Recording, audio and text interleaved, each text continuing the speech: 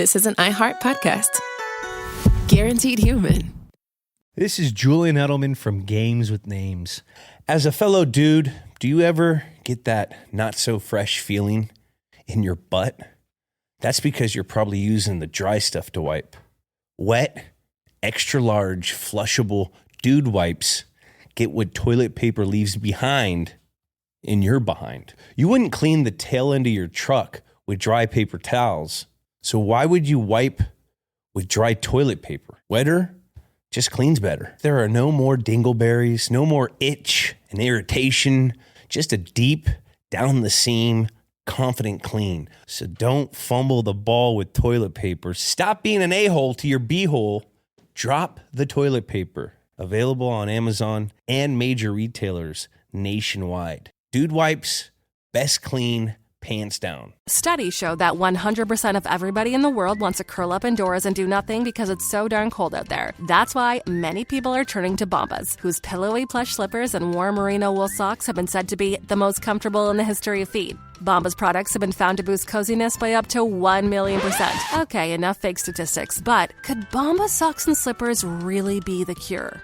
Go to bombas.com/audio and use code AUDIO for 20% off your first purchase. That's BOMBAS.com and use code AUDIO. Support for the show comes from Public, the investing platform for those who take it seriously. On Public, you can build a multi-asset portfolio of stocks, bonds, options, crypto, and now generated assets, which allow you to turn any idea into an investable index with AI. It all starts with your prompt. From renewable energy companies with high free cash flow to semiconductor suppliers growing revenue over 20% year over year, you can literally type any prompt and put the AI to work. It screens thousands of stocks, builds a one-of-a-kind index, and lets you backtest it against the S&P 500. Then you can invest in a few clicks. Generated assets are like ETFs with infinite possibilities, completely customizable and based on your thesis, not someone else's. Go to public.com/podcast and earn an uncapped 1% bonus when you transfer your portfolio. That's public.com/podcast. Paid for by Public Investing. Brokerage services by Open to the Public Investing Inc. Member FINRA and SIPC. Advisory services by Public Advisors LLC, SEC registered advisor. Generated assets is an interactive analysis tool. Output is for informational purposes only and is not an investment recommendation or advice. Complete disclosures available at public.com/disclosures. This is Bethany Frankel from Just Be with Bethany Frankel. Let me be blunt. Most dog food is junk. It just is. And I'm not feeding junk to Biggie and Smalls. That is why they eat Just Food for Dogs. It's real, 100% human-grade food with ingredients I actually recognize, not mystery pellets pretending to be healthy. And once I switched, the difference was obvious. Better digestion, better skin, more energy, dogs who actually feel good instead of just surviving dinner. Here's the thing. You care about quality. You make an intentional choice to be healthy. So why are you gambling with your dog's health? So let's think about our furry babies. Go to justfoodfordogs.com right now and get 50% off your first box. No code, just try it. Because once you see the difference, you're not going back.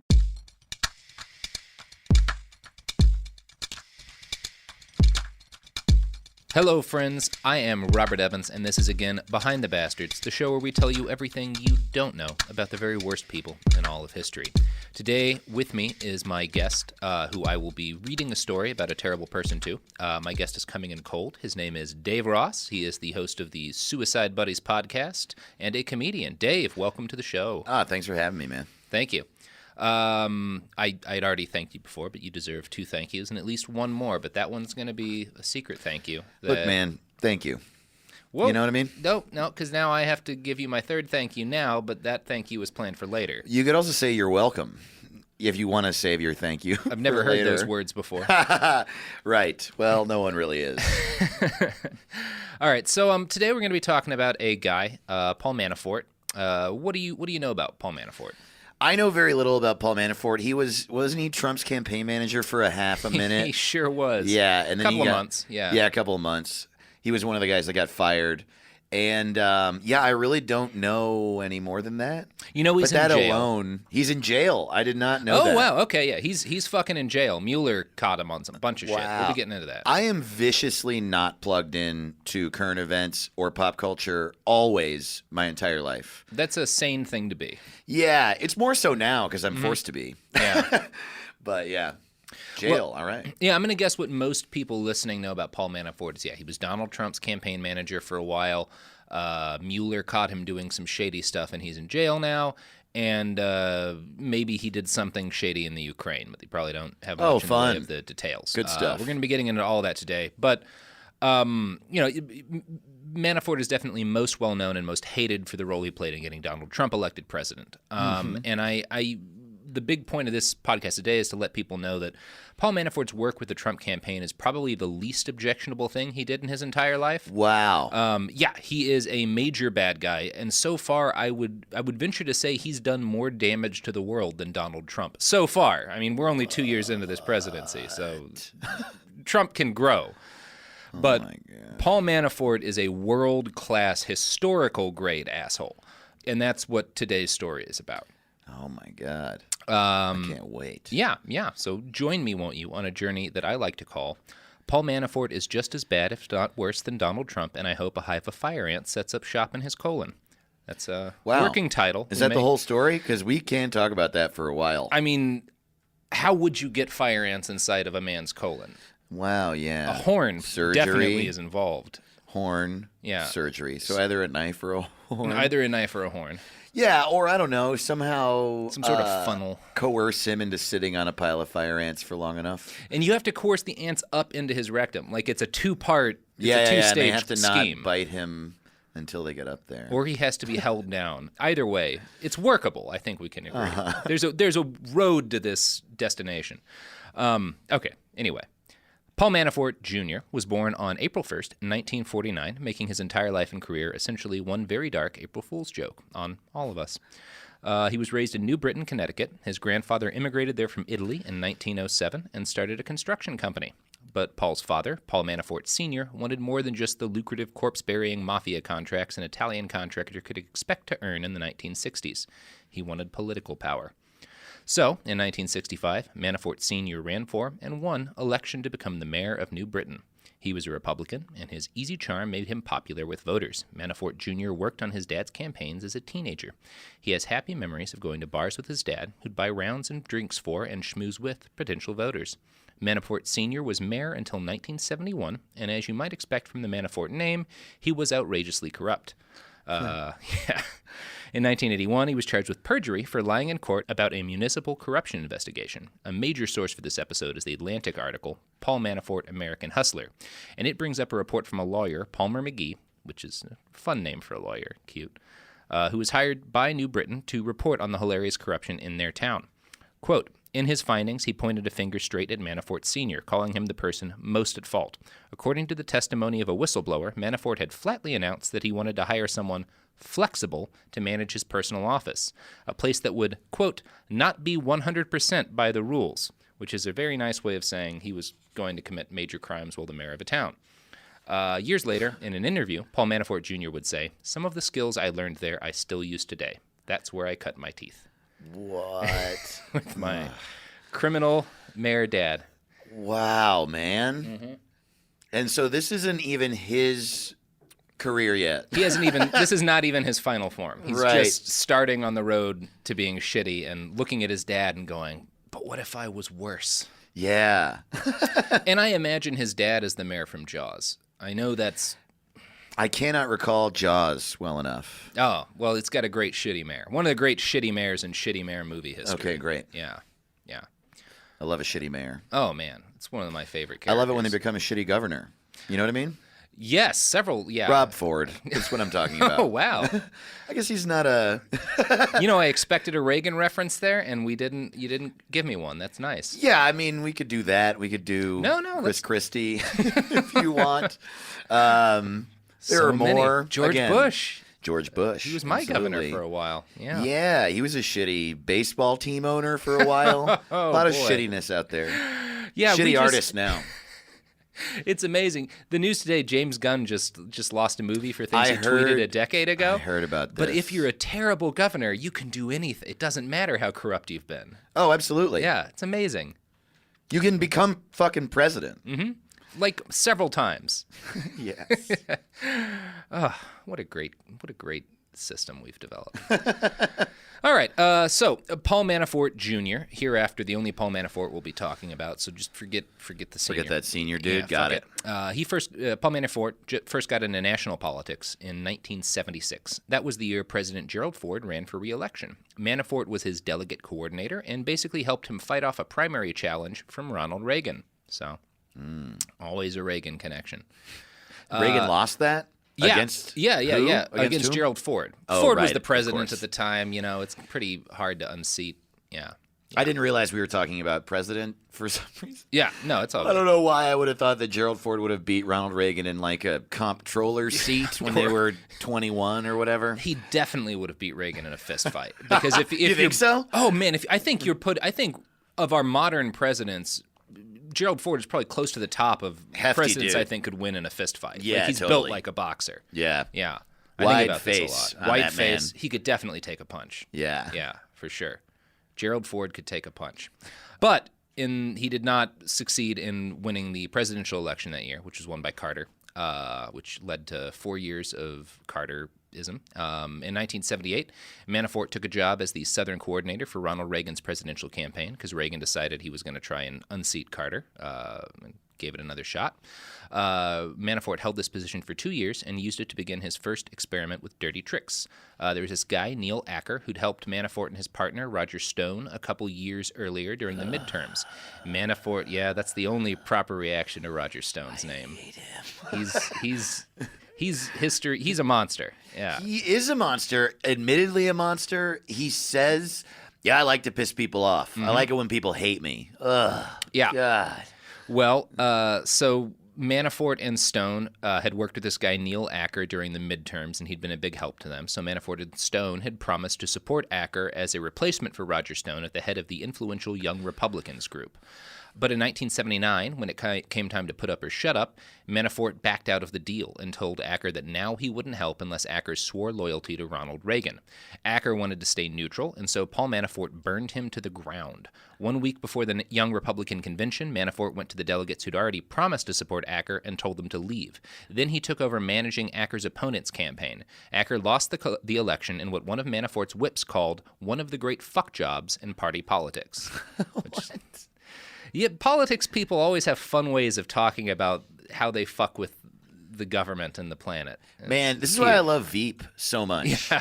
It's the only show that's really accurately portrayed how much they say fuck and fuck job and make fun of each other and our assholes. You know, in my private career as a journalist, I interviewed a number of congressional aides and like gubernatorial assistants and stuff like that, people who had worked in like national and high-level state politics, and every single one of them said Veep was the only TV show about politics that was really accurate to how people talk in politics. Wow. Yeah.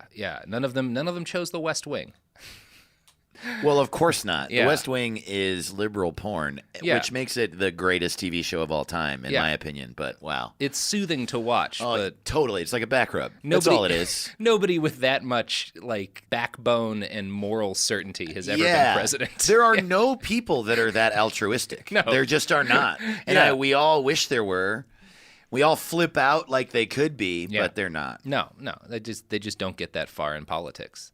So President Reagan won the election in 1980 with Paul Manafort's help. What was the name of the guy that they buried? Neil Acker. Neil Acker, right? Yeah, Neil Acker. So in 1980, Reagan wins with Paul Manafort's help, and this gives Manafort the access and clout he'd always needed. He was appointed Associate Director of the Presidential Personnel Office. This meant he got to help pick the people who would work in Reagan's White House, which would be a huge benefit to someone who happened to also own a lobbying firm. And on an unrelated note, in 1980, Paul Manafort started his very own lobbying firm with his good buddy Roger Stone and a man named Charles Black. Their company, Black, Manafort, and Stone, would soon become a D.C. legend. Now, when you hear the phrase DC lobbyist today, it probably has a pretty strong negative connotation, because now we just assume that corrupt-ass lobbyists from the NRA and the tobacco companies and the oil and gas industry are constantly deep-dicking our democracy. But it didn't always used to be this way. In 1967, there were just 64 registered lobbyists in the entire United States. Whoa. Yeah. This has not been a thing we've always done. In 1963, several political scientists studied the few lobbyists in D.C. and concluded, and I found this quote in that Atlantic article, "When we look at the typical lobby, we find its opportunities to maneuver are sharply limited, its staff mediocre, its typical problem not the influencing of congressional votes, but finding the clients and contributors to enable it to survive at all." So lobbying is like not a thing for a long time. Wow. Yeah. And in 1980, lobbying was still a very small field. Foreign lobbying, like lobbying on behalf of a foreign country, was even rarer, thanks in part to our special bonus bastard of the week, Ivy Lee. I should have called for an air horn there. I don't know. We can do it. Nailed it. Who is Ivy Lee? I've never heard this name. Most people have not. Ivy Lee was a PR man and one of the trailblazers of that profession. He is sometimes called the father of public relations. So he's like the George Washington of PR. Interesting. Yeah, he worked for John D. Rockefeller in the early 1900s. Mr. Rockefeller owned a number of coal mines in Colorado. His company came into conflict with the United Mine Workers of America, a union who wanted better pay and conditions in exchange for dying in mining disasters. The union went on strike and set up a gigantic tent colony outside of the town of Ludlow, Colorado, for themselves and their families. Things got heated, and the National Guard was brought in to break up the strike. This quickly turned into a battle, and 12 children were burnt to death inside a tent. A total of 19 strikers and their family members, mostly their family members, and 1 National Guardsman died. This became known as the Ludlow Massacre, and it was very bad PR for Rockefeller and his company. Ivy Lee jumped to his aid and wrote a publicity leaflet blaming the child deaths on, quote, agitators paid for by the union. He didn't quite call the dead kids crisis actors, but the implication was there. This inflamed tensions between the strikers and the National Guard that led to 10 more days of violence. Another 50 people were killed, and the actual army had to be called in to calm things down via bullets. Ivy Lee was called in before a U.S. Commission on Industrial Relations and asked, in essence, what the fuck? He explained that he and Rockefeller had been lied to by mine managers. They hadn't meant to massacre anyone. They just trusted those conniving managers who told them the strikers were super dangerous. So it wasn't Rockefeller's fault or his fault that all those kids got burnt to death, right? It's also such a funny argument. Like, yeah, no, we killed them because we thought that they were mad. And when we found out that they weren't mad or whatever, not that they weren't mad, but you know what I'm saying? They weren't monsters. Yeah, totally. And then we felt bad after we murdered them. Our go-to is murder. But in this case, it was the wrong thing, and we apologize. Yeah. In the future, we might murder people, but so you know, every time we murder people from now on, it's going to be because someone told us that they're mean. Mm-hmm.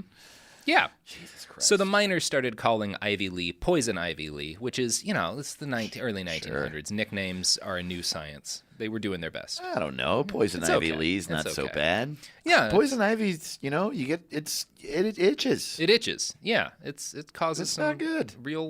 real problems. Yeah. So Ivy Lee, Poison Ivy Lee, spent the next 20 years representing a variety of corporations. He eventually landed a contract with the IG Farben Chemical Company and traveled to Berlin in 1934 to give them advice. During this trip, he also had a meeting with a guy named Adolf Hitler and another guy named Joseph Goebbels. Jesus Christ. He did free work on their behalf, speaking to a number of American journalists in Berlin to try and put a positive spin on their coverage of the Nazis. So I started my research on Mr. Lee on a website called PR Place, which describes itself as, quote, where public relations and communications practice meet scholarship, where insight is derived from evidence, and where questions of career development and professionalism are explored. Since this guy is the founder of PR in a lot of ways, PR Place had a largely positive description of it. Really? They talk about the controversy, and he did some bad things with the Nazis, but he was just giving them advice. He was an unpaid consultant. You know, it was a real, you know, it was a bad error of judgment. But, you know, he has a mixed legacy, and we have to consider all the parts of it. So that's their take on this guy. Oh we are 15 minutes in, and I am tired. I am fucking tired. We are 4 out of 24 pages in. This was a long week of research, my friend. Yeah. Okay. Yeah. So I might get coffee, you know? And I feel like I could leave, go get coffee, and come back and not miss anything.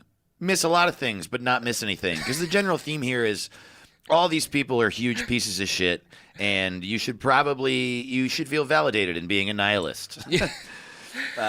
Anyway. I think it's fascinating that they're all pieces of shit in the same way the pieces of shit that we still are dealing with are pieces of Right, shit. well, that's exactly what I mean. Yeah. Yeah, and it's also, even the term piece of shit is reductive. Yeah. It's like evil if you believe that evil exists. In a lot of ways, I Drunk think with power. these guys and Paul Manafort are kind of the truest form of evil. Because Right. it's like, it's one thing to believe a crazy thing about the world, like that this race is superior, and to do terrible things based on that. It's another thing to support that guy just for cash. Absolutely. Yeah. It's also, I mean, I think a lot of our conception of evil comes from people getting, like I just said, drunk with power. Yeah. You get power and you end up doing awful It things. drives you mad. Right, Yeah. exactly. But these people aren't even really that powerful before. Yeah. They just want power. And so they're like, ooh, if I help this person by doing this manipulative thing because I'm super good at manipulating people, I've learned over who knows where he learned how to be manipulative. You know what I Yeah. mean? Like in comedy, you have to go to open mics to get good. Open mics for these assholes are just like the people they date. Well, that and mining disasters. And then, and then the next level is mining disasters. And then eventually you get to destroy an entire country. Yeah. So here's how that wonderful website, PR Place, summarized the meeting between Hitler and Ivy League, the my founder God, of PR. I can't even. Lee reportedly advised Goebbels to cease propaganda efforts in the United States and urged him to meet personally with foreign diplomats and press in an effort to establish better relations with them. So that doesn't sound too bad. He was asking them to stop propagandizing to Americans. Maybe this guy's a hero. Only I dug a little bit deeper, just a little bit deeper, and I found a Time article about Mr. Lee. Now, Time is much harsher on his work with the Nazis. It also mentioned some facts PR Place decided not to include for some inexplicable reason, like the fact that Lee's salary with IG Farben went from $3,000 a year to $25,000 a year as soon as Hitler came to power, which is probably just a coincidence. It also fails to mention that IG Farben was nationalized, so his paid work for that company was also paid work for the German government, aka the Nazis. Now, Time includes a quote from Jonathan Auerbach, author of Weapons of Democracy, Propaganda, Progressivism, and American Public Opinion. Auerbach suspects the main purpose of the meeting was to provide the Nazi high command with, quote, some insight into how Americans think about Nazis. It was also to advise them on how to make us, quote, think more positively about Nazis. Now, Mr. Lee was called to later testify in front of a congressional committee for all of this Nazi stuff. Time reported on that testimony back in 1934. So in the article, they cite themselves from the past, writing about Mr. Lee. I have told them repeatedly, testified Mr. Lee, that the dissemination of the organization of German propaganda in the U.S. was just a mistake and futile, that it was bad business, that complete reliance should be placed upon getting news to the American people through normal channels of publicity. I told them that there were certain policies which Germany had on Jews which were bound to antagonize American public opinion. So basically, he advised Hitler and Goebbels to ixnay on the UJ while they were trying to court public opinion in the U.S. This is exactly what happened. In the early 30s, the first couple of years after power, there was a distinct drop in the anti-Semitic mentions in Hitler's speeches and in like their communications to foreign powers, which sort of culminated in the Olympics, where they removed all signs of anti-Semitism just long enough for the world to visit for the Olympics, and then put it in the high gear after that. So they took this guy's advice, in other words. Now, Lee died almost immediately after testifying in front of Congress. PR Place says that the stress of his testimony is what killed him. So hopefully, right? Like, fuck the guy. But his mild Hitlering went on to have ramifications that are still with us today.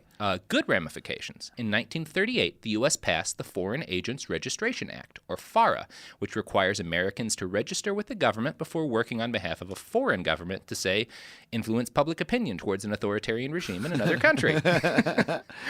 Now, we're going to hear more about FARA later.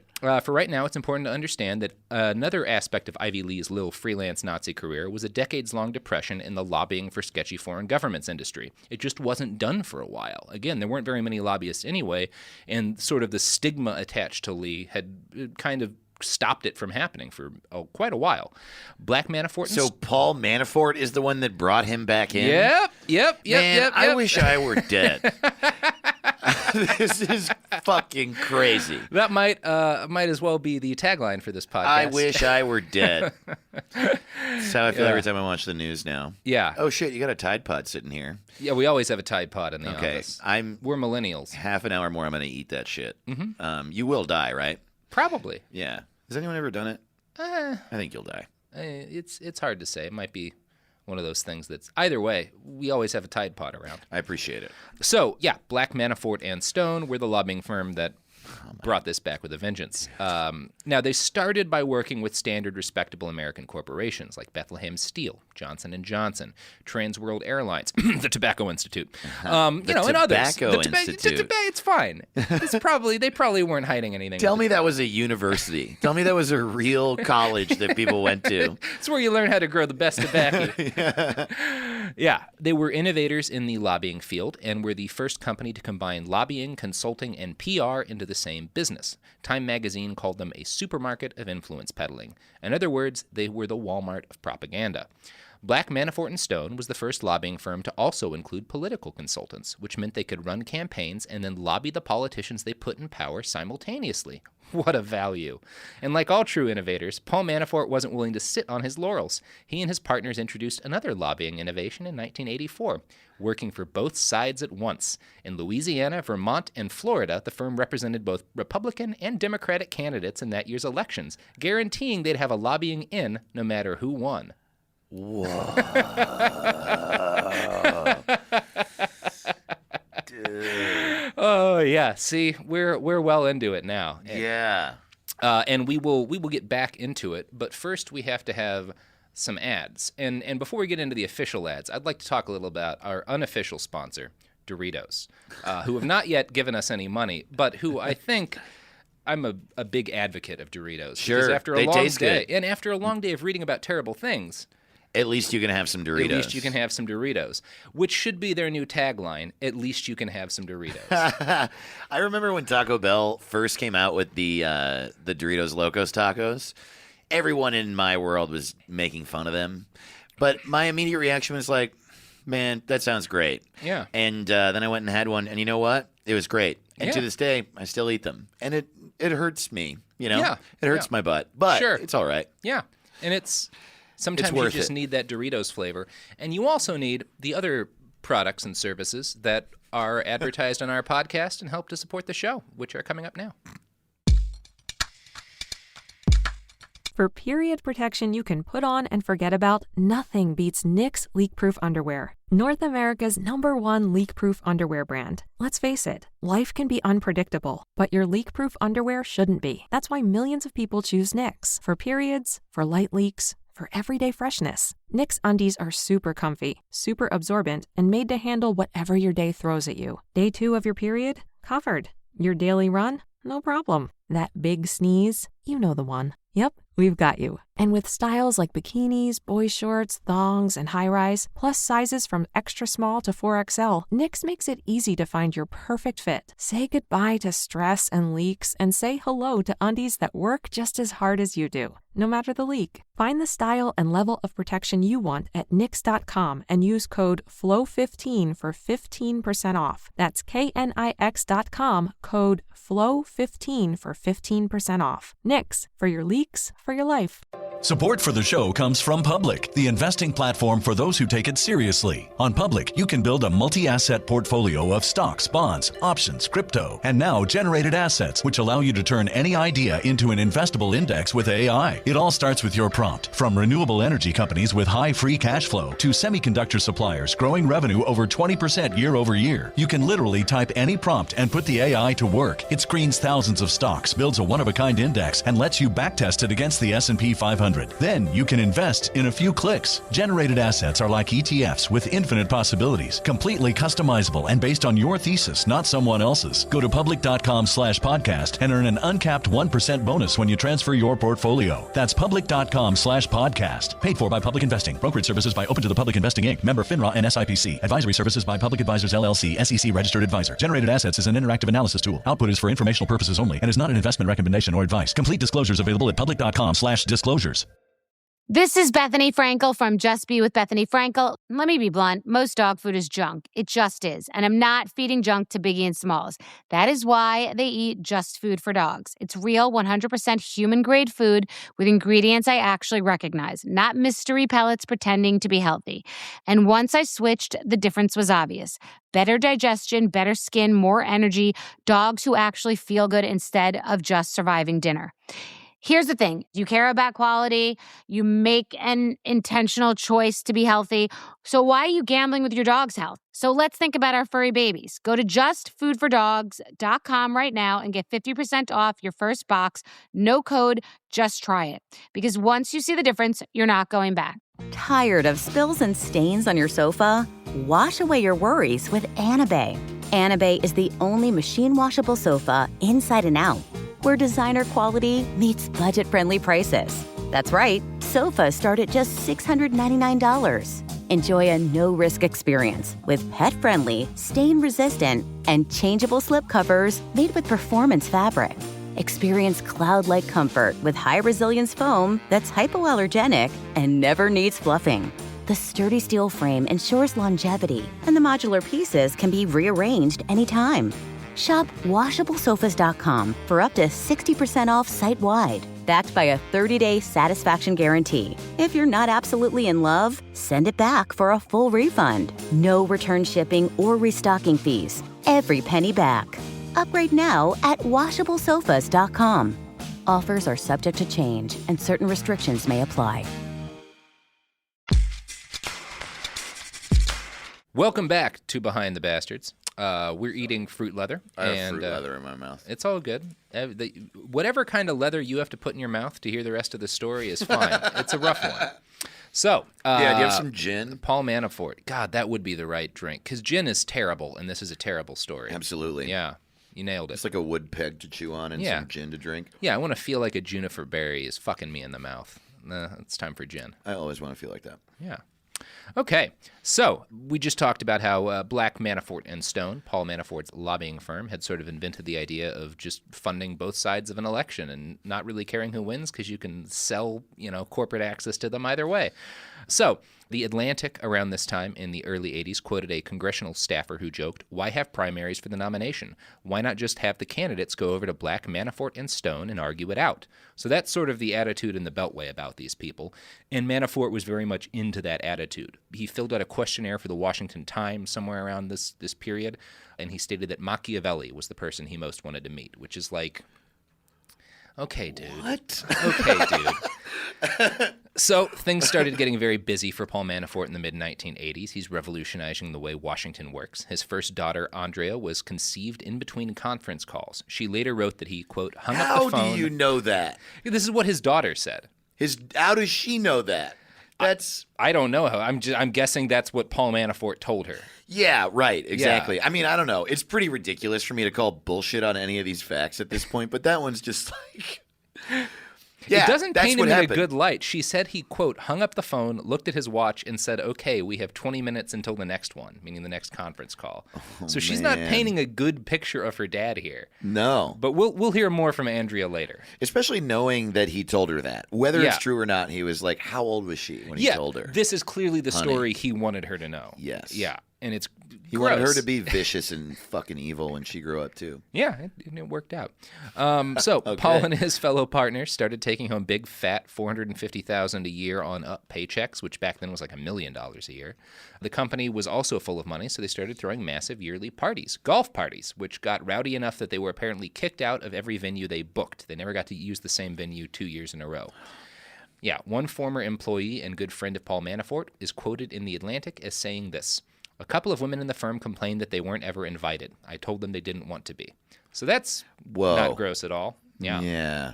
So, God damn it. These people are just garbage. Paul Manafort ran the company's social committee. It was his job to arrange these fuck-drenched golf parties and also to pick themes for their yearly gathering. During one 3-year period, the themes were excess, exceed excess, and excess is best. These are lovely people. Wow. Manafort Also demanded creative themes. Yeah, super creative. No, and you can just You imagine. couldn't just say Caligula? Yeah. Right. That would be more then creative. You could be creative. Yeah. You could be fucking pouring wine down your faces and having slaves peel you grapes, but no, we just go with fucking Gordon Gekko bullshit. Yeah, straightforward. Wow. Yeah. So Manafort's demanded a loyalty test for employees hoping to make partner, but they were lame loyalty tests. Like, you hear loyalty tests and you expect him to be like cutting people and stuff and branding them. But no, he would just he had one guy entertain his friends from law school for several hours when he didn't want to deal with them. He gave 2 guys a day to find a Billy Barty impersonator for St. Patrick's Day. So it would be like dumb shit like that. Well, that's a little better than what you would think. At this point, I take points away from him for not leaning into being a monster. Oh, sure. Yeah. I mean, if you're already ruining thousands of people's lives. Yeah, you might as well demand a kidney from someone who wants to make partner. Totally. Just so you have an extra kid. What? He's just lame. Over on the global stage, during the Carter administration, the U.S. had started supporting some nice boys in Afghanistan called the Mujahideen. The Heritage Foundation, a conservative think tank, liked this Carter-era gun-running operation and suggested it be expanded into at least 9 other countries. So, when President Reagan was elected, the Reagan Doctrine wound up being exactly what the Heritage Foundation had suggested, sending arms and advisors to aid anti-communist forces around the world. The goal essentially was to bleed the USSR white by engaging them in a bunch of Vietnam-style conflicts, and we would just give guns to whoever was against the communists, even if they were, dictators or murder squads or whatever. We supported people like the Nicaraguan Contras and the Khmer People's National Liberation Front in Cambodia. So strong men, rebel leaders, and dictators the world over suddenly realized that if they could charm the Reagan administration, they could win a shitload of guns and money. But to get those guns and money, they'd need lawyers. Enter Manafort, Black and Stone, or Black Manafort and Stone is the actual name, but Who cares? Yeah. Fuck them. Yeah. So Paul Manafort particularly developed an expertise for helping these people. His first big fish was the president of the Philippines, Ferdinand Marcos. Now, I say president, but I mean dictator. Amnesty International estimates Marcos tortured more than 34,000 people and had 3,240 political opponents killed, which was bad in the 80s and now sounds like almost a nice guy. I know. Just by our standards of tyrants I know. at the moment. Yeah. Yeah, well, what did he do anything good? No. I mean, he embezzled $10 billion of the country's wealth to his own pockets. It is also funny that you're telling me a story of one man, and that story just lightly involves other sort of, I don't even know the word. Paul Manafort's demons. tale is a gentle caressing hand on the faces of half a dozen different terrible people. Or more. Right. Yeah, a lot more. Because we could do a whole episode on Roger Stone, because he's a real piece of shit. So I feel like you could do 10 episodes and on that guy. There's an episode. We could do an episode on fucking Ferdinand Marcos, because he's a real piece. All of these, he exclusively works with pieces of shit. That's the Paul Manafort brand. Is he single? He's about to be, because he's in fucking jail. Right. And will hopefully die there. I'm sure we'll get there. Yeah. He starts working for Ferdinand Marcos, who had, again, tortured 34,000 people by this point. And all of that murdering and torture was bad PR. Ferdinand set aside something like $57 million for Ronald Reagan's 1980 and 1984 campaigns. He didn't actually pay all that money to Reagan because it's illegal for foreign powers to directly donate to U.S. political candidates. But Marcos did give Paul Manafort's company a whole lot of money, at least $950,000 a year, and possibly much, much more. Manafort's job was to improve the image of the Marcos regime, especially among the Reagan administration. That shouldn't have been a hard job. The first couple, the Reagans, had met the Marcoses in the late 60s and become good friends. Ronald Reagan had danced with Imelda Marcos. Nancy Reagan may have received an illegal emerald necklace as a gift from him. But by the mid-1980s, Marcos was just killing way too many people to receive open support from his old friends, the President and the First Lady. Now, we don't actually know how or if that earmarked $57 million was spent. There are rumors that Paul Manafort himself was handed at least $10 million of it, some of it in cash in a briefcase, given to him by Imelda Marcos. Wait, what $57 million? So Marcos had set aside, we know that he set aside $57 million to help the Reagans, and hopefully, he didn't give that directly to them, and we don't know how much of that money was actually spent. There is a rumor that at least $10 million of it wound up in Paul Manafort's hands. Right. That Imelda Marcos just walked it over to him in briefcases filled with cash. But we don't know because none of it was reported. Manafort denies that he spent any of this money, that he received it, that he spent Manafort denies that he received any money that he didn't report to the government. But as we'll see in the rest of the story, he has a history of not reporting all the money he gets from dictators to the government. So the rumor is that he was given at least $10 million by the Marcos regime personally as a bribe. And we know that one of the guys Reagan sent over to tell Marcos when he finally had to leave because the rebels were at the gates, one of the guys the U.S. sent over to give him this information, Marcos kept saying to him, but I paid $10 million to Ronald Reagan's campaign. How am I not getting help right now? And this guy didn't know what he was talking about because there was no record of that money. Right. What it is he gave $10 million to Paul Manafort, who just walked the fuck away with it. Wow.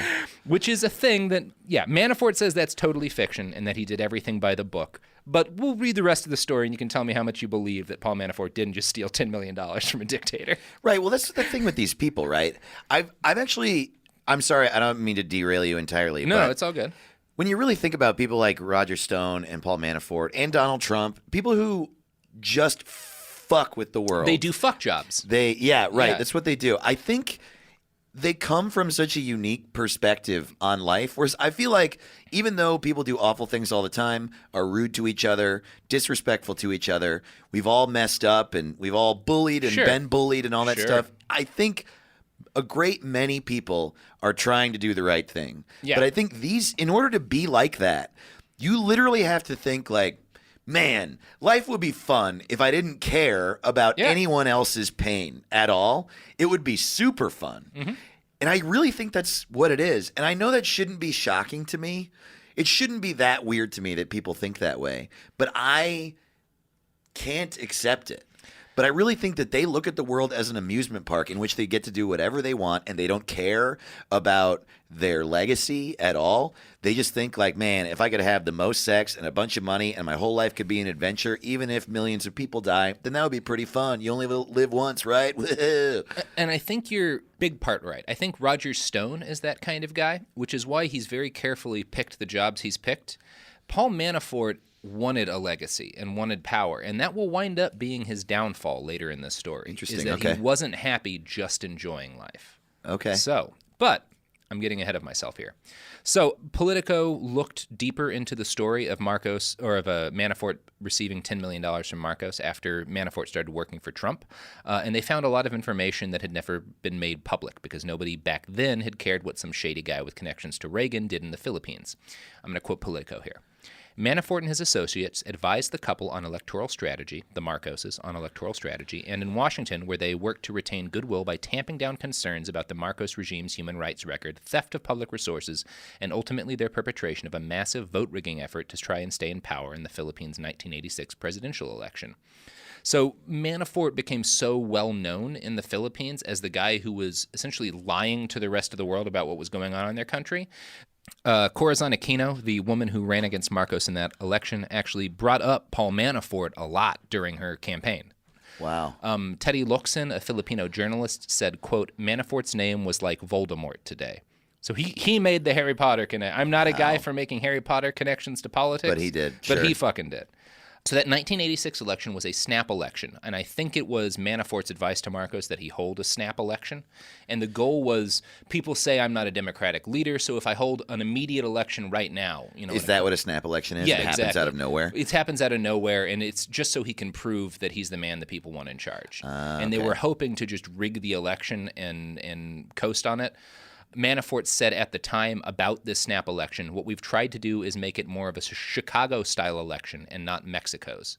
And back then, saying something was a Chicago-style election meant that it involved blatant voter fraud, which it did. So after the snap election, the Marcos regime claims victory, that they solidly won the election. International observers say no. This is clearly fraudulent, and here is a shitload of evidence. And it leads to a gigantic 3-week standoff between Marcos, his opponent, and the whole country. A standoff? In what way? Like an armed standoff, like rebels taking to the streets. Around his palace or whatever? Like the stereotypical, the rebels are at the gates of the palace shaking on the gates and guns point. That happens. Whoa. And Marcos has to depart the country with his wife. They wind up in Hawaii with one of Paul Manafort's employees, flies out with them and stuff. Of course. Yeah, still just helping them get set up in their new life. Can you remind me real quick what the investment for Paul Manafort in the Philippines and the Marcos government? They're just giving him a shitload of money. They're right. That's 100% of it. They're giving him a shitload of money. Oh my God. He's received on paper at least $1 million a year from them, which is more like $2 million a year in our modern money. And he has almost certainly received at least $10 million in straight up cash for him, not for his company. Yeah. So this is good business for him. Sure. So, yeah, 1986 was a busy year for Paul Manafort. In addition to everything he was doing with the Marcoses, he also did a lot of work for a client named Jonas Savimbi, a former Maoist warlord who had become an anti-communist warlord.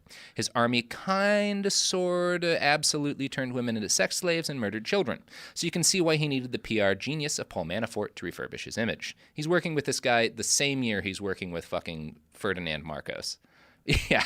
So Manafort had Savimbi make a pilgrimage to New York and D.C. to charm journalists and politicians with the hope of getting aid from the U.S. government in the form of a shitload of weapons to continue perpetrating his war. He had Savimbi wear an expensive suit and ride around in a stretch limo from fancy hotel to fancy hotel. Here's how a Time magazine article from 1986, The Slickest Shop in Town, which is what they called Manafort's firm, described the charm tour. When Savimbi came to Washington last month to seek support for his guerrilla organization in its struggle against the Marxist regime in Angola, he hired Black Manafort. What the firm achieved was quickly dubbed Savimbi Chic. Doors swung open all over town for the guerrilla leader, who was dapperly attired in a Nehru suit and ferried about in a stretched limousine. Bob Dole, had shown only general interest in Savimbi's cause until Black, the Senate Majority Leader's former aide, approached him on his client's behalf. Dole promptly introduced a congressional resolution backing UNITA, that was his organization's insurgency, and sent a letter to the State Department urging that the U.S. supply it with heavy arms. The firm's fee for such services was reportedly $600,000. Which is a bargain. So yeah, all this for $600,000 that comes from where? From Savimbi? This terrorist warlord. Wow. He gives them $600,000, and they get him in touch with the halls of power, who then send him missile launchers and shit. And Bob Dole at the time was the Senate Majority Leader. Mm-hmm. And then so all that happened was that Black was his aide, and he walked in and was like, "Hey, would you do this?" And he just did it. Yeah. Why? That's what you're paying for when you pay for Manafort, Black, and Stone. They have connections in Congress. And so if you're a warlord and you give them a shitload of money, they will make you look good. They'll advise you how to talk in order to be acceptable to D.C., and then they'll go to their friends who were in Congress who they helped get elected and be like, this guy needs a shitload of guns, and we got plenty of guns. Why don't we give him some? Man, I'm realizing I'm super naive. I'm just like, why would they do that mean thing to people? Because they don't give a shit. Because they don't care. Yeah, they just, and you're like, money, man. And I'm like, what? Wow. I mean, if you're disturbed, all of this was disturbing to people at the time because it was very new at this time. Paul Manafort assured everyone who was disturbed that his firm was, quote, loyal to the president, and added, "We would never lobby against Star Wars, for example." He's such a piece of shit. Paul Manafort also assured everyone that Black, Manafort, and Stone did turn down some jobs, like a possibly lucrative account with Muammar Gaddafi. So they won't work with everybody. Wow. Gaddafi everybody has toxic. their limit. Now, the lobbying... They worked with Hitler. No, that was Ivy Lee. That was Ivy Lee. Well, that was Ivy Lee. They're far too young to work with Hitler. Either way, they worked with the guy. Would have. They would have. In 34, 100%, Paul Manafort would have been loving Hitler. They worked with Ivy Lee. Yeah. It's pretty rough. Yeah. So the lobbying work with Savimbi, a warlord, also meant that Manafort and his company now had a vested interest in keeping the war in Angola going, because they keep getting money as long as they keep sending this guy guns every selling year. Guns, right. And by the end of the 1980s, the country seemed close to peace, especially since the Soviets had stopped giving aid to Angola's communist government. So the side should have been able to work something out. USSR stopped aiding the communists in Angola. If we stop aiding the insurgents, then they got to work out some But we want to keep the war going. Well, Paul Manafort wanted to keep the war going, and he was able to guarantee additional shipments of weaponry, which allowed the war to continue into the late 1990s. By the late 90s, more than 200 people per day were dying in the fighting, and it's possible that the extension of the war that he's partly responsible for killed hundreds of thousands. Holy shit, man. Yeah, he's a real piece of shit. And, you know, I have to think that a man like Paul Manafort has never enjoyed the cheesy crunch of a nacho Dorito. Because I think that a guy like Paul Manafort probably subsists entirely on fancy caviars and $400 cheeses. He doesn't enjoy common pleasures like the Doritos. It's true. There's no caviar-flavored Dorito. There's not, because they're an honest working man snack. And for some other honest products that may or may not be angled towards working men, but definitely support this podcast, here are some ads. For period protection you can put on and forget about, nothing beats Knix leak-proof underwear. North America's #1 leak-proof underwear brand. Let's face it, life can be unpredictable, but your leak-proof underwear shouldn't be. That's why millions of people choose Knix. For periods, for light leaks, for everyday freshness. Knix undies are super comfy, super absorbent, and made to handle whatever your day throws at you. Day 2 of your period? Covered. Your daily run? No problem. That big sneeze? You know the one. Yep, we've got you. And with styles like bikinis, boy shorts, thongs, and high-rise, plus sizes from extra small to 4XL, Knix makes it easy to find your perfect fit. Say goodbye to stress and leaks, and say hello to undies that work just as hard as you do, no matter the leak. Find the style and level of protection you want at Knix.com and use code FLOW15 for 15% off. That's KNIX.com, code FLOW15 for 15% off. Knix, for your leaks, for your life. Support for the show comes from Public, the investing platform for those who take it seriously. On Public, you can build a multi-asset portfolio of stocks, bonds, options, crypto, and now generated assets, which allow you to turn any idea into an investable index with AI. It all starts with your prompt. From renewable energy companies with high free cash flow to semiconductor suppliers growing revenue over 20% year over year, you can literally type any prompt and put the AI to work. It screens thousands of stocks, builds a one-of-a-kind index, and lets you backtest it against the S&P 500. Then you can invest in a few clicks. Generated assets are like ETFs with infinite possibilities, completely customizable and based on your thesis, not someone else's. Go to public.com/podcast and earn an uncapped 1% bonus when you transfer your portfolio. That's public.com/podcast. Paid for by Public Investing. Brokerage services by Open to the Public Investing Inc. Member FINRA and SIPC. Advisory services by Public Advisors LLC, SEC registered advisor. Generated assets is an interactive analysis tool. Output is for informational purposes only and is not an investment recommendation or advice. Complete disclosures available at public.com/disclosures. This is Bethany Frankel from Just Be with Bethany Frankel. Most dog food is marketing, not nutrition. That is why Biggie and Smalls eat just food for dogs, real 100% human-grade food with ingredients I actually recognize. And yes, I do see the difference. Better digestion, healthier skin, more energy, dogs that feel better, my babies. If you've been on the fence about switching, stop overthinking it. What's more important than your furry babies and their health? Go to justfoodfordogs.com right now and get 50% off your first box. No code needed. Just try it. Life gets messy. Spills, stains, pet accidents, and kid chaos. But with Anabay, cleaning up is easy. Our sofas are fully machine washable, inside and out, so you never have to stress about messes again. Made with liquid and stain-resistant fabrics. That means fewer stains and more peace of mind.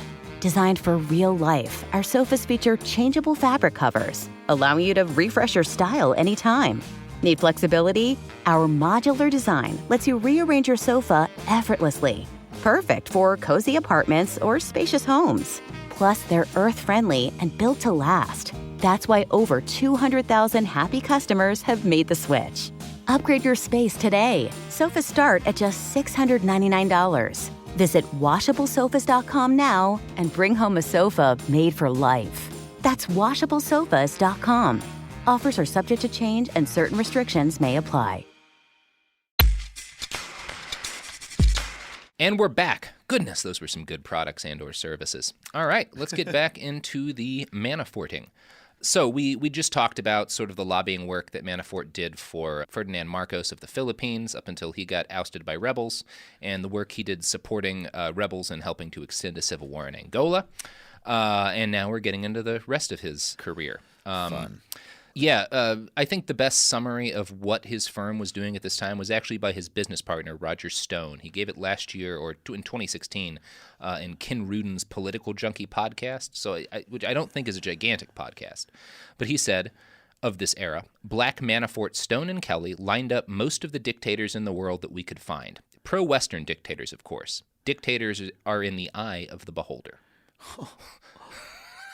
You're saying dictator. Yeah. No, he's completely admitting it. And in 2015. Yeah. Well, yeah, I mean, that dude is a complete sociopath. Yeah, he is 100% soulless. It's weird, too, though. I mean, he's the only sociopath I'm aware of that is aware he's a sociopath. Yeah. And acts on it. Like, knows what sociopathy is. And how it can be advantageous in a right. business So sense. he maybe isn't a sociopath. He's actively bad. Yeah, I hate him less than most of the terrible people today, just because I don't think there's any doubt in his head that he's making the world worse. Right. I just don't think he cares. And it's just, okay, well, you just need to be stopped somehow, hopefully by just being ostracized politically in some glorious day in the future. Right. Other people who pretend to be good, I guess, are who we have to go after first. Yeah. I don't know. I don't know what you do with Roger Stone. So over the course of the 1980s, Stone and Black Manafort and Stone got even deeper into Republican Party politics. Paul Manafort, though, started doing a lot less work in the U.S. and fell in love with working for shady foreign oligarchs. He did continue to do some work in the United States. He was the deputy convention manager for George H.W. Bush's Republican convention. It was at that convention in New Orleans where Paul Manafort and Donald Trump first met. This is in 1988. Here's how Slate described the encounter. Trump was in town and curious to see how a convention was really run. Manafort thought it'd be neat to get his picture with the Donald. The two convened in a trailer outside of the Louisiana Superdome during a steamy weekday for a friendly chit-chat. This friendly chit-chat would eventually lead to a decades-long personal and professional relationship between the two men. For now, Manafort was by far the political senior of the two. He hadn't just succeeded in politics, he'd helped change the game entirely. See, in 1967, as I said, there were 64 registered lobbyists in the entire United States. Due to the lobbying boom that Paul helped ignite, by 1990, there were more than 10,000 registered lobbyists in the United States. That's Paul Manafort's doing in large part. That's crazy. Yeah. So by 1992, people with actual souls had started to take notice of Paul Manafort's work. The Center for Public Integrity published a report on foreign influence peddling called The Torturer's Lobby. They called it this because the people Manafort and his colleagues represented were guilty of torturing hundreds of thousands of people. The report noted that, quote, both Kenya and Nigeria, who were clients of Manafort's, have widely criticized human rights records. Last year, Kenya received $38 million in U.S. foreign aid and spent over $1.4 million on Washington lobbyists to get it. Nigeria received $8.3 million and expended in excess of $2.5 million. Whom did both countries call upon to do their bidding for the U.S. government? Why, it was Black, Manafort, Stone, and Kelly. They added a Kelly at this point. Sure. Yeah. Macau Mutua from Harvard Law School's Human Rights Program stated of this, quote, it's morally objectionable, all this influence peddling. There's no doubt several of these countries couldn't afford these lobbyists without the help of American taxpayers. In other words, the aid that these dictators received subsidized their ability to afford Paul Manafort and his fellow travelers. Wait, say that again? So they would get $8 or $10 million in aid from the U.S., and then they'd pay $1 million or $2 million to Paul Manafort. So he was getting the U.S. government to pay these guys, and they could now afford to pay him because they were getting so much aid from the U.S. Right. Yeah. That doesn't seem like it should be doable. It doesn't. It seems like the kind of thing that a sane and ethical society would say no. But yeah, at some point, at the very least. We never did. So yeah, I'm going to quote from that report, The Torturer's Lobby, again. A spokeswoman for Black, Manafort, Stone, and Kelly told the center that the firm does not, quote, attempt to explain away concerns about human rights. Instead, she said, we try to open a dialogue. So that's nice. Yeah. It's a conversation. No, totally. With torturers about torturing, which they need more money to do more of. Well, you got to be civil. Yeah. It's I important. heard that somewhere recently. Civility is critical. It's the most important thing. Even no matter with who people you're who are talking torturing. to. You couldn't call a guy like Paul Manafort like a shit-drenched ass nozzle because that's not civil. No, and he it's doesn't not deserve nice. to be treated that way, even though he's enabled the deaths of hundreds of thousands. I mean, yeah, that's crazy. This person, committed genocide. Sort of. So, yeah, he definitely committed world-class human rights violations. And he's culpable. Anyway, in 1992, Spy magazine wrote an article on all this with the wonderful title, Publicists of the Damned, which is Solid titling. It is a good title. 1992 Spy. They didn't talk to Paul Manafort, but they interviewed his friend and colleague, John Donaldson. I think Donaldson's interview helps explain how these fuckers justified their fuckery to themselves. They didn't talk to Paul Manafort, but they interviewed his friend and colleague, John Donaldson. I think Donaldson's interview helps explain how these fuckers justify their fuckery to themselves. Quote, when a friendly congressional aide took Donaldson aside to express his misgivings about the black Manafort clients, Kenya and Somalia, saying, John, these guys are real bad, Donaldson responded, yeah, I know, but we're really trying to persuade them to clean up their act. Yeah. Well, good for him. Good for him. And I think things are going well in Somalia these days. I haven't checked up on them since the early 90s, but it seems like a country that's just straight rocket ship to the early 90s. Yeah. No, everything's been good there since the early 90s, definitely. Seems like it. Yes. So most of that article, the Spy Magazine article, focused around a different firm, Van Kloberg and Associates, who are the PR dudes for Saddam Hussein. But Spy recognized and gave credit to Paul Manafort's company for starting this industry and dominating it. They ranked all of the influence peddlers in terms of the amount of bloody hands. And Manafort, Black and Stone, number one. Man. Blood on hands rating, which is the them. right way to rate this industry. Absolutely. Yeah. Wait. It was an American PR firm that these are all supported Saddam Hussein. Sure was. I can't even handle it, man. I guess I knew it was this level of corruption, but wow. Okay. It's unspeakable. Right. I think I'm going to need more fruit leather pretty soon. Yeah. Fruit leather and Doritos will help cleanse our moral palates. Yeah. So in the early 90s, Paul Manafort was a busy guy, as we've just gotten through talking about, but he was not too busy to help out a friend in need, a friend like his buddy, Donald J. Trump. Sure. In 1993, Mr. Trump came to Paul Manafort with a problem. Pequot Indians had opened up a casino that was apparently taking business away from Trump's casinos in Atlantic City. Now, it's hard to say what exact advice Manafort gave Mr. Trump, but Trump wound up testifying in front of the House Native American Affairs Subcommittee. And he said, among other things, those don't look like Indians to me. What? Oh, yes. And so his argument was he was trying to convince them they're not Native American? Yeah, that's where he started. He was asked... What would they have been? People with, like, toner on? Native American face? He was That's asked crazy. what an Indian looked like in Congress, and he responded, you know. What? He also insinuated the mob was heavily involved with these Indian casinos without any evidence. He claimed that Indian gaming had been, quote, a total disaster for Connecticut. Oh, man. The origin of the phrase, a total disaster. Yeah. I feel bound by honor to read you this excerpt from a Hartford Courant article about his testimony. When it was finally Trump's turn, he discarded the 7-page statement he was going to read.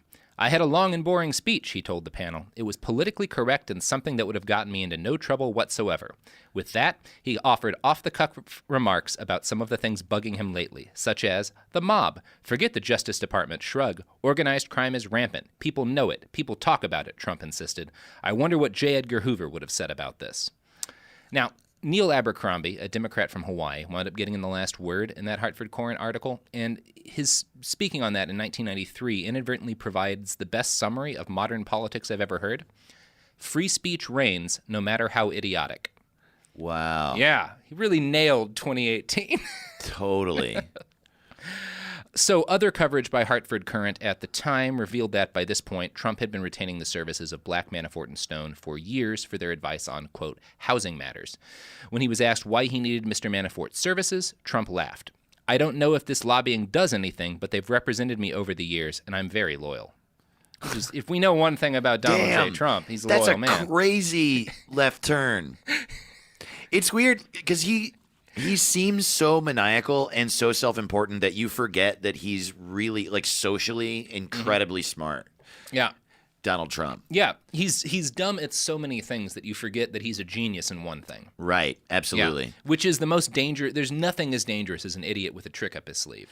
I also wonder how dumb he is. I wonder how much of it actually is calculated. Even, like, tweeting of, like, Covfefe, you know, how on purpose that was. Yeah. I've just stopped paying attention Sure. to anything funny I about mean, it doesn't him. even really matter. Because yeah.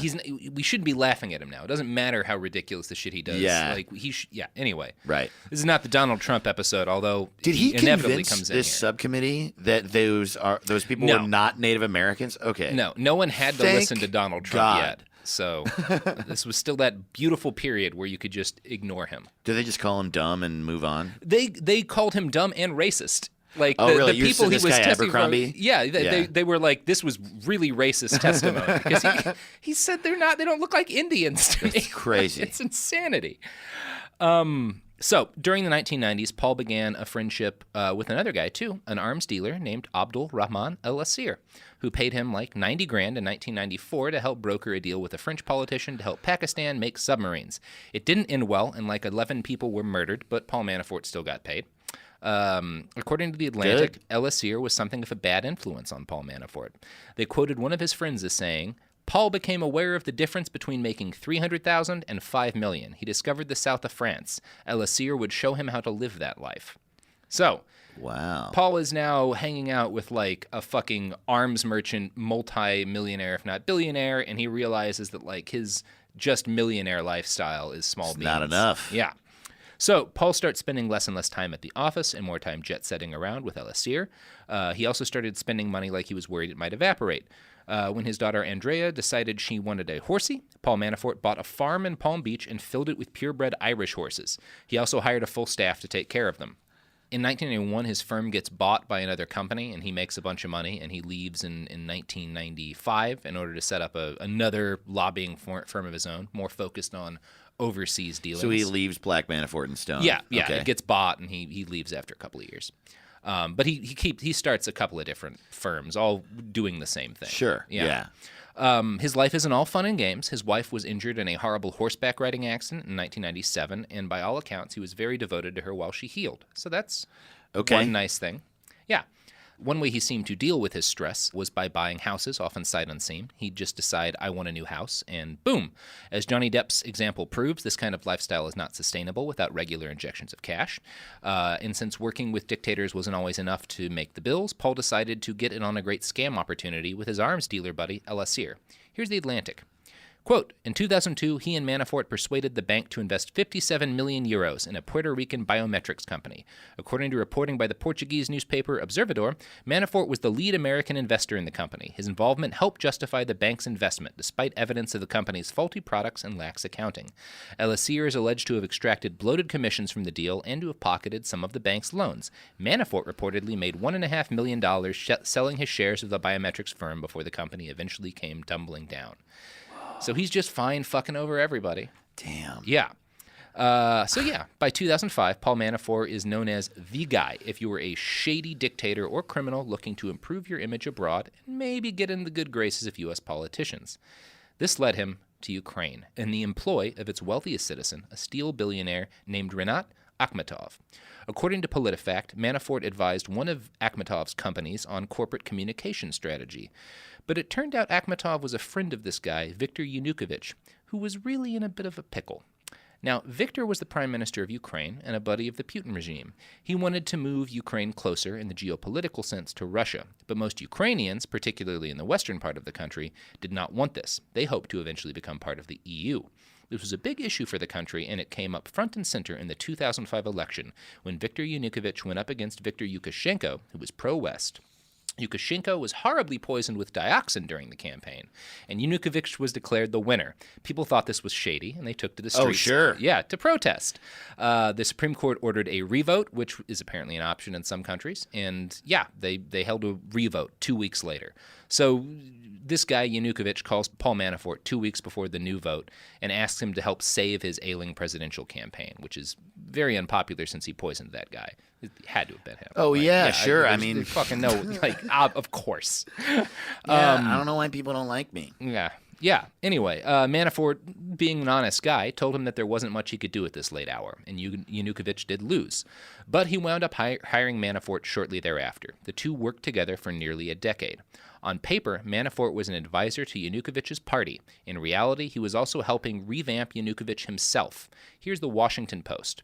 Quote, Manafort and half a dozen businessmen, lawyers, and political analysts involved in Ukraine at the time brought discipline and focus that the Yanukovych-led campaigns had lacked.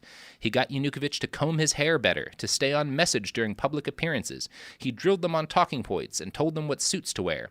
He tried to control everything, a former member of Yanukovych's party recalled. How people who represented the party would be dressed, the words they said, their makeup and stylists, every small detail. And it's one of those things people at the time will say he just advised Yanukovych to dress like himself and comb his hair the way Paul Manafort did. Because they were kind of the same size. And Manafort was like, just be more like me and you'll win the election. Wow. Did it work? Well, that's getting a little bit ahead of us. Yeah. I'm so sorry. I know you're the one with the... Yeah. Spoiler, yeah, it did. Totally did. But it took a while. In 2005, Manafort decided he needed some side action while he was starting up work with this Yanukovych guy. So he went to a Russian billionaire named Oleg Deripaska with an offer. If Oleg would put up a shitload of money, Paul would put together a program to, according to the AP, quote, influence politics, business dealings, and news coverage inside the United States, Europe, and former Soviet republics to benefit President Vladimir Putin's government. So, Deripaska says he didn't wind up going through with this idea, and maybe it's true. In any case, that's where Paul Manafort's head was at in 2005 vis-a-vis Vladimir Putin. Totally happy to peddle influence to the guy to the west. So yeah, Paul Manafort spent the early aughts using his American political know-how to shape Viktor Yanukovych into the kind of guy who could win an election. Apparently Paul's A strategy was, to make Yanukovych look and dress exactly like him. Manafort also advised Yanukovych's party, the Party of Regions, to focus on one single theme every week rather than come to grips with the opposition over a bunch of different issues. Just always say, focus on one thing that week. You don't ignore anything else. Wow. And just, shout about that. Yeah, I forget because there's so much death in these stories that he's giving them political advice that seems to be working. Yeah. He's advising them to act like American politicians in a country that doesn't have a long history of democracy. Sure, be manipulative. Yeah, and so he's just like, just say one thing a bunch. Huh. Yeah. Right. Yeah. Now, we're going to get into a lot more about Manafort's work in Ukraine and how that all ended in blood and fire and horrible death, as well as the rest of the Paul Manafort story. But that is going to have to come in another couple of days because this is the end of part 1 of our Paul Manafort podcast. Oh, wow. So we'll get back into it on Thursday. You can hear the conclusion of this thrilling story. Until then, do you want to plug some pluggables for the people? Oh, sure. I'm at Dave to the Ross on everything. That's DAVETOTHEROSS, Twitter and Instagram, and it's my website. And also listen to my podcast, Suicide Buddies. Suicide Buddies. I'm Robert Evans. You can find me on Twitter at IWriteOK, just 2 letters. You can find this podcast at BastardsPod on Twitter. You can also find our website, BehindTheBastards.com, where we'll have pictures from this episode and a list of all of the many, many sources that were used. So come check us out next Thursday, and we will continue to talk about what a fantastic piece of shit Paul Manafort is. As a little bit of a spoiler, he's probably the guy that we're talking about on this show that I have the most of a personal connection to, because I reported extensively on the Ukrainian Revolution and on their civil war back in 2014 and 15. So you can prepare for me to get real angry in the next podcast. Can't wait. Yeah, it'll be exciting.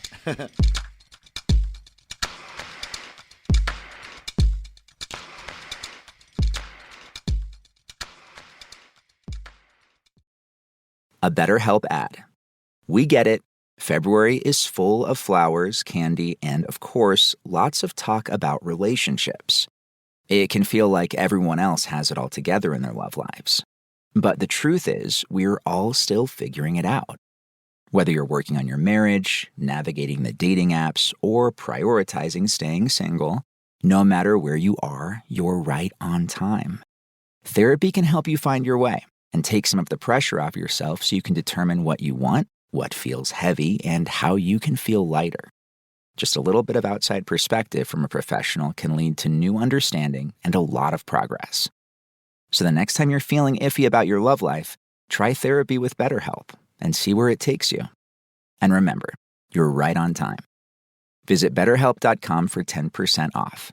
That's BetterHelp.com. When life feels loud, your home can feel lighter. For a limited time, get a free Pura Plus diffuser with your first Scent subscription. 2 cents for 12 months. Risk-free for 30 days. Feel good at home again. Visit Pura.com. This is Bethany Frankel from Just Be with Bethany Frankel. Most dog food is marketing, not nutrition. That is why Biggie and Smalls eat just food for dogs, real 100% human-grade food with ingredients I actually recognize. And yes, I do see the difference. Better digestion, healthier skin, more energy, dogs that feel better, my babies.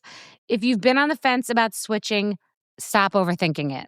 What's more important than your furry babies and their health? Go to justfoodfordogs.com right now and get 50% off your first box. No code needed. Just try it. Kids, pets, life, your sofa sees it all. But with a washable sofa, stains don't stand a chance. All of our sofa collections come with fully machine washable covers and cushions, making cleanup effortless. Liquid and stain-resistant fabrics provide extra protection against everyday messes. Plus, with modular designs, you can rearrange your sofa however you like. Perfect for growing families and changing spaces. Starting at just $699, it's time to upgrade to a stress-free, mess-proof sofa. Visit washablesofas.com today and save. Offers are subject to change and certain restrictions may apply. This is an iHeart podcast.